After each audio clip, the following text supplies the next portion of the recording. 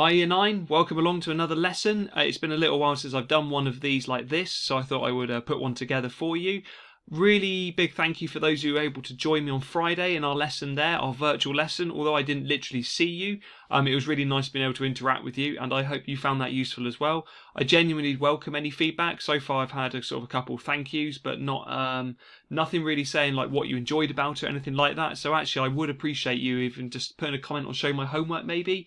Or anything like that really. Just let me know what you thought you enjoyed, and also anything you'd like to do, because you might have done other stuff with other teachers and think that worked really well. Please let me know, because I won't know until you tell me.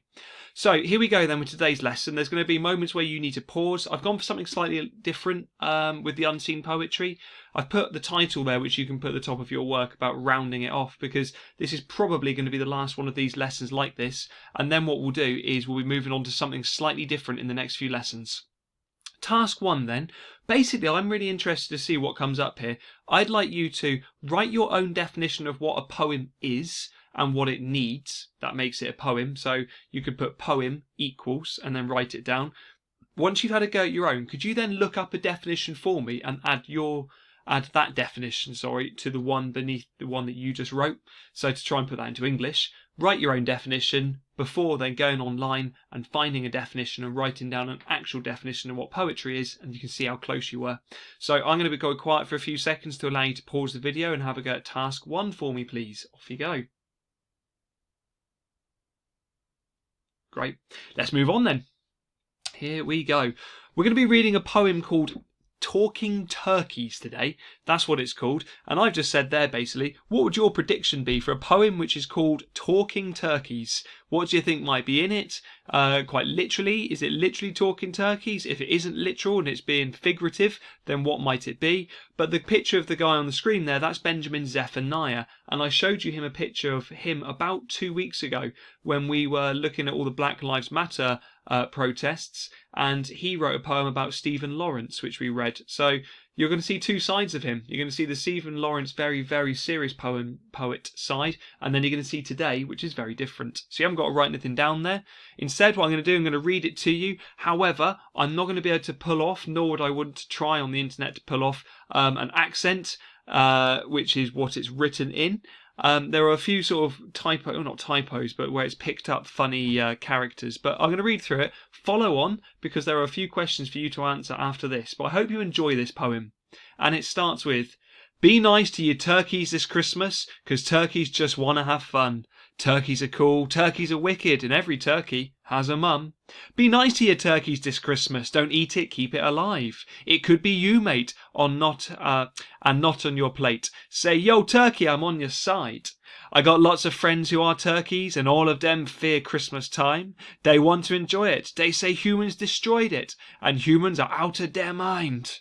Yeah, I got lots of friends who are turkeys. They all have a right to a life, not to be caged up and genetically made up by A&E Farmer and his wife. Turkeys just want to play reggae. Turkeys just want to hip hop. Can you imagine a nice young turkey saying, I cannot wait for the chop? Turkeys like getting presents. They want to watch Christmas TV. Turkeys have brains and turkeys feel pain in many ways, like you and me. I once knew a turkey called Turkey. He said, Benji, explain to me please, who put the turkey in Christmas and what happens to Christmas trees? I said, I'm not too sure, Turkey, but it's nothing to do with Christmas. Humans get greedy and waste more than need be, and businessmen make lots of cash. Be nice to your turkeys this Christmas, invite them indoors for some greens, let them eat cake and let them partake in a plate of organic grown beans. Be nice to your turkeys this Christmas and spare them the cut of the knife. Join Turkeys United and they'll be delighted, and you will make new friends for life.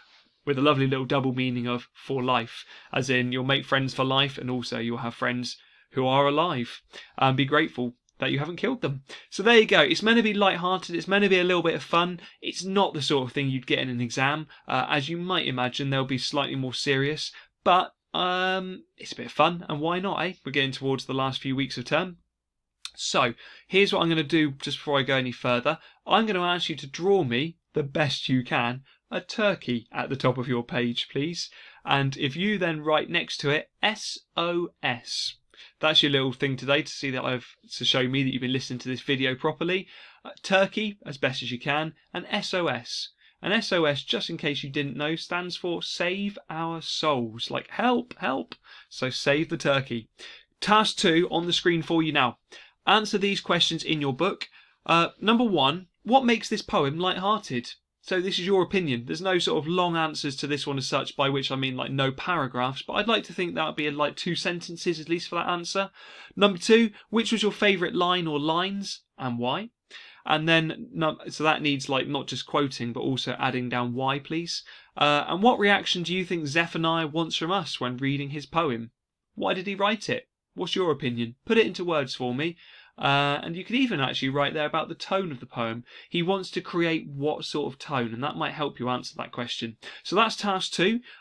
Looking for probably at least sort of 6 sentences over the 3, if not maybe a little bit more. Just remember, guys, if I'm not happy with the quality of your work, it's the easiest thing in the world for me to get hold of parent email addresses and phone numbers. So just saying that, just because I always get a couple people who try and do the bare minimum, which isn't some of you. So I'm going to go quiet for 5 seconds to allow you to pause this video before we move on to our final task. So pause me now and have a go. Ta-da! Right. Finally, I'm calling task 3 the transformation task. Pause there for a second and listen. Could you just make sure, because I didn't say it earlier, above each section you now go while I'm talking and write task 1 above the poetry definition, task 2 above the questions that you just did, and then task 3 is going to go above this bit. And this is why I've said I want you to use the poem as an inspiration for creating something which represents 15 minutes of work. What I mean is, whatever you're about to do, it should look like 15 minutes of work, not just 3 minutes of rubbish sketching and like rubbish and then handing that in and saying, oh yeah, that took me 15 minutes. I can tell. What I'm doing is when I'm marking your work, I've got a little diary thing going, I'm putting a Q in my diary when I think there's bad quality work. And if it happens too many times, or if I'm just not happy generally, that's when I get in touch with parents, all right? I'm only saying that because a few people at this moment will try and do something really rubbish and sort of say, oh, I'm done for the day, mum. I'm not getting away with it. Here we go. Like I've put here then, what do I mean by transformation? Basically, you could write your own little poem here, which is very similar, about saving turkeys or about saving something else. You could do me a drawing, which represents that poem. I think there's some of you are very creative with your drawings and could do that. You could take a photograph. That would something I'd really like to see. Maybe use a few household objects or do something which represents this poem using stuff around your house. Take a snap. That will take about 15 minutes, I reckon, by the time you've gathered a few things. Whatever it is, I've put at the bottom there, be imaginative and impress me / make me smile. Because like you, I want this work to be a little bit engaging and interesting when I'm sat here marking it. So it wants to be something which is, as I've said, going to make me smile. That's about it. The only thing I'd clarify with task number 3 is all of whatever you create has to link to the poem somehow. So what you're probably going to do in a minute when I stop talking is flick back a slide and have the poem there, look over it again, and then decide which bits have been sort of you're going to take away from it, and that's what's going to inspire whatever you create here. And that's it from me, Year 9. Email me if you're really finding any problems or that, but I think a few of you might go, I don't know what to do. Draw me something, if nothing else, or find objects, or do something with food or something, and take a photo. And again, many of you are earning loads of merits. You can get a good merit if you do some good work. I will be in touch with you on Tuesday because I believe that's the time of our next lesson. If it isn't Tuesday and I'm wrong, it'll be definitely Wednesday. But whatever it is, thanks for listening all the way through, and I look forward to setting up the next few lessons with something new very soon. Bye bye for now, Year 9.